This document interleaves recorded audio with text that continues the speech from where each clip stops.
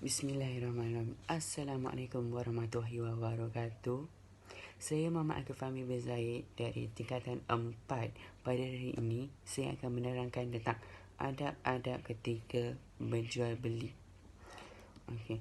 Okey, pertama sekali kita mestilah tahu apakah maksud jual beli. Jual beli ini merupakan satu proses jual beli yang melibatkan dua individu iaitu penjual dan pembeli mengikut syarat-syarat yang tertentu. Dalam fiqh Islam, jual beli ini kita panggil dia sebagai muamalah. Dalam ajaran Islam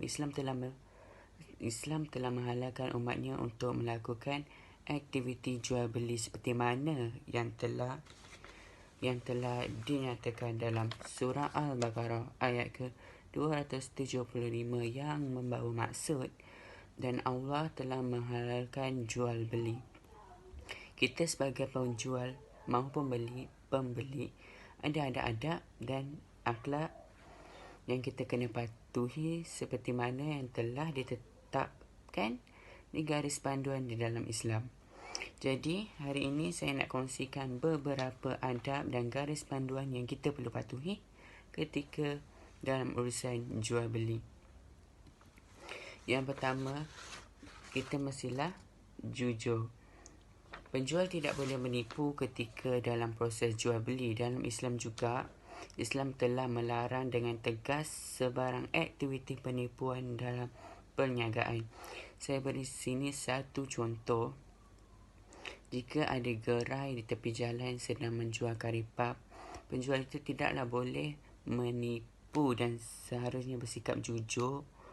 Jika dia menjual karipap, intinya pun mestilah seperti karipap. Jangan bila kita beli, intinya sampai kita boleh goncang-goncang sampai berbunyi.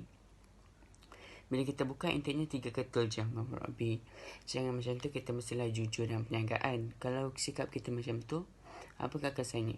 Kesannya, perniagaan kita akan tidak disukai oleh pelanggan dan akan dicemuh oleh masyarakat sekeliling. Yang seterusnya, mestilah bertolak ansur dalam urusan jual beli. Rasulullah SAW pernah bersabda, Allah memberi rahmat kepada orang yang murah hati ketika dalam proses menjual beli dan ketika meminta haknya. Uraian hadis berkata, Allah memberi rahmat kepada mereka yang suka bertolak ansur dalam semua perkara terutama dalam jual beli. Jual beli ni bertolak ansur, penjual mestilah bertolak ansur dalam menentukan harga dan berusaha untuk mendapatkan harga yang terbaik dan yang terendah. Pembeli juga mestilah bertolak ansur dengan penjual untuk tidak meletakkan syarat yang terlalu membebankan penjual.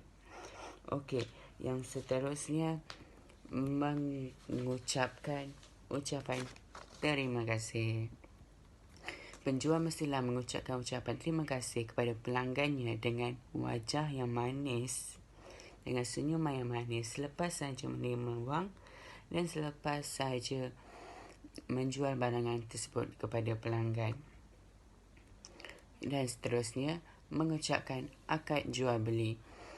Penjual dan pembeli mestilah mengucapkan akad jual beli selepas sahaja habisnya urusan jual beli supaya proses jual beli itu tidak tiada sebarang paksaan antara kedua-dua pihak, diredai dan menjual dan membeli suka sama suka. Contohnya, lepas saja urusan jual beli ini habis, penjual mestilah berkata, contoh, terima kasih, saya jual buku itu dengan harga RM10.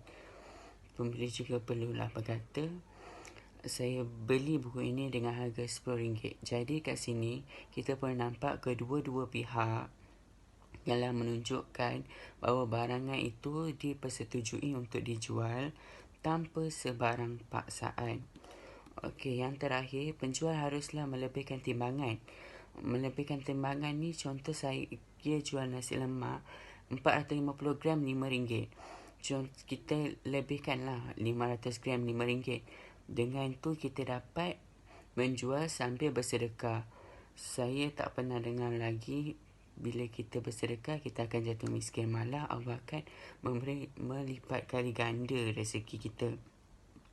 Kesimpulannya di sini, kita mestilah beradab walau bagaimana cara sekalipun, tidak kira melakukan urusan apa sekalipun. Terima kasih kerana sudi mendengar. Sekian daripada saya. Maaf jika ada kekurangan. Assalamualaikum warahmatullahi wabarakatuh.